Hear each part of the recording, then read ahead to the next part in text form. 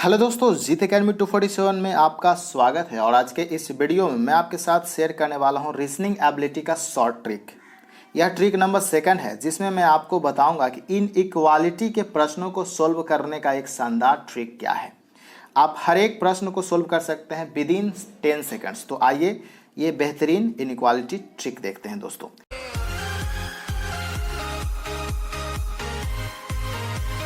तो आइए देखते हैं हमारा ट्रिक क्या है। बात करते हैं दोस्तों, आपसे इन्फॉर्मेशन शेयर कर देता हूं कि आपको reasoning ability, general knowledge, mathematics, English ability आदि से भी रिलेटेड आपको सारे ट्रिक्स मिल जाएंगे हमारे ही चैनल पे। तो कहीं और भटकने का ज़रूरत नहीं है, वेट कीजिएगा। चलिए आज बढ़ते हैं। क्या है आज का टॉपिक? है इनइक्वालिटी। तो यहाँ पे देखते हैं कि आज हम लोग किंग, शोल्डर और पब्लिक मेथड से हम लोग समझेंगे इनइक्वालिटी। जैसा कि आप देख रहे होंगे स्क्रीन पर, इक्वल टू का साइन पब्लिक को डिनोट करेगा और ग्रेटर देन, लेस देन का साइन जो होगा किंग को डिनोट करेगा, और less than equals to, greater than equals to जो भी साइन है दोस्तों, ये आपको शोल्डर को रिलेट करेगा। चलिए देखते हैं इसके जुड़ी हुई जानकारी क्या क्या आपको है। तो यहाँ पे देख सकते हैं कि पॉइंट टू बी रिमेंबर्स, याद रखना है king is more powerful then shoulder. जो किंग होता है सोल्जर से, सैनिक से बहुत ही ज़्यादा पावरफुल होता है। दूसरा याद रखना है कि soldiers are more powerful than public. Soldiers जो है वो ज़्यादा पावरफुल है किससे? पब्लिक से। Whenever there is a conflict between two kings then there will be no conclusion. जब भी दो किंग के बीच में जब भी क्या होगा, कन्फ्लिक्ट होगा ना, यानी कि दोनों का साइन अलग होगा। कन्फ्लिक्ट कहने का मतलब हम लोग समझेंगे, कन्फ्लिक्ट कहने का मतलब इस तरह से होगा, दो किंग के बीच में अगर क्या हो गया, दोनों साइन एक दूसरे की तरफ नहीं है, कन्फ्लिक्ट हो गया, ठीक है ना, तो क्या होगा, कंक्लूजन आपका नो होगा। आगे उसी तरह से अगर सोल्जर्स, दो सोल्जर्स में क्या होगा, कन्फ्लिक्ट होता है तो भी कंक्लूजन नो होगा। अब देखिए प्रश्न कैसे सोल्व होगा।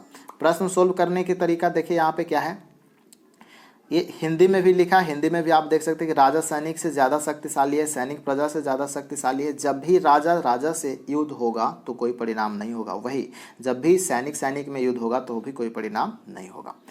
अब देखिए यहाँ पे क्या है, राजा राजा में युद्ध हो गया, ठीक है, यानी कि दोनों का साइन एक दूसरे से अपोजिट हो गया। तो क्या करेंगे दोस्तों यहाँ पे, तो दोनों राजा में जब वार होगा तो कंक्लूजन हमेशा रॉन्ग होगा। कैसे सोल्व करके देखते हैं। यहाँ पे एक प्रश्न है, स्टेटमेंट इस प्रकार से दिया हुआ है, ठीक है। तो यहाँ पे स्टेटमेंट अगर बात करें तो यहाँ पे देख सकते हैं कि ए है ग्रेटर देन बी है, और यहाँ पे सॉरी ए है डी है, क्या है यहाँ पे देखिए, ये आपको दिख रहा होगा ना कि ए डी वाला है ना, ये वाला है। तो कंक्लूजन क्या होगा कि किस तरफ से आपको देखना है कि अगर इस तरह से साइन रहेगा ना, इस तरह से, तो ये आपका ग्रेटर देन वाला होगा। तो यहाँ पे हमेशा इसमें तो क्या है कि कोई भी सब जगह युद्ध हो रहा है, यानी कि सी और बी वाले में देखिए, सी और बी वाले में क्या है, इस तरह से है, अपोजिट डायरेक्शन है।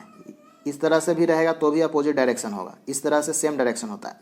तो यहाँ पे आप देख सकते हैं कि सी और बी वाले में भी फॉल्स हो जाएगा। ए और ई वाले में देखेंगे ना, तो ए और ई वाले में क्या है, ए ई वाले में यहाँ से लेकर के यहाँ तक देखेंगे तो सब अपोजिट है, एक दूसरे का अपोजिट है, तो यहाँ भी फॉल्स होगा, और बी और डी वाले में भी फॉल्स होगा। तो इस प्रकार से आप देख सकते हैं कि जब भी टू किंग्स टकराएगा ना तो हमेशा जो कंक्लूजन होगा फॉल्स होगा।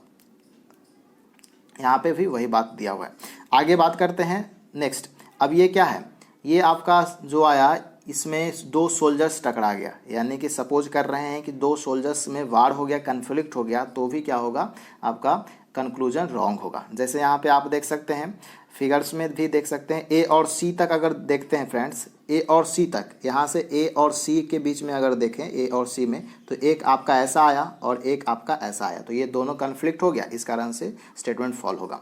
उसी तरह से अगर बी और एफ वाले में देखते हैं, तो बी और एफ वाले में एक ऐसा दिख रहा है, फिर एक ऐसा दिख रहा है, फिर आपको ऐसा दिख रहा है, ठीक है, तीनों अगर दिख रहा है तो ये क्या हो गया, अपोजिट डायरेक्शन सब हो रहा है, इस कारण से यहाँ पे भी क्या होगा, फॉल्स होगा। सिमिलरली आपका डीसी वाले में भी फॉल्स होगा। तो उम्मीद है ये पसंद आ रहा होगा।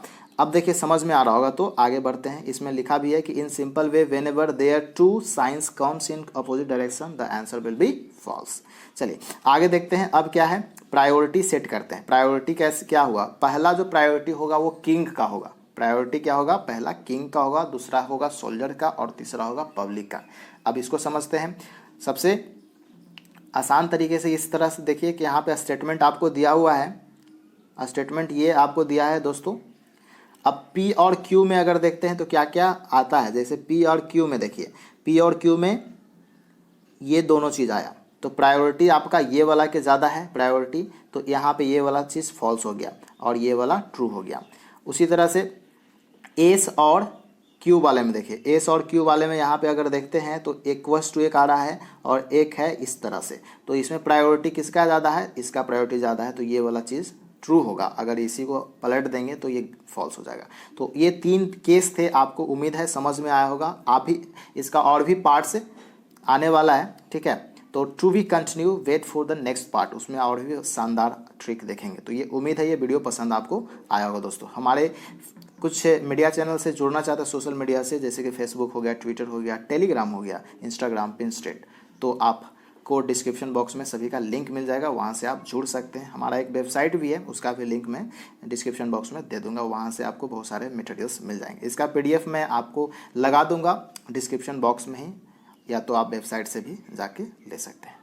चलिए दोस्तों, उम्मीद है यह वीडियो पसंद आया होगा। तो आपसे अनुरोध है कि इस वीडियो को लाइक कीजिए, अपने दोस्तों के साथ शेयर कीजिए, और अगर कोई सुझाव हो तो कमेंट जरूर कीजिएगा। हमारे चैनल पे आज पहली बार आए हैं तो इससे सब्सक्राइब कर ले और बेल आइकन को प्रेस कर ले। चलिए दोस्तों, मिलते हैं नए अपडेट्स के साथ, तब तक के लिए good bye, thank you very much. Når helgen nærmer seg, spør alle hva jeg gjør da. Jeg hitter kløden som om hverdag var en lørdag. Så mange damer er og drikker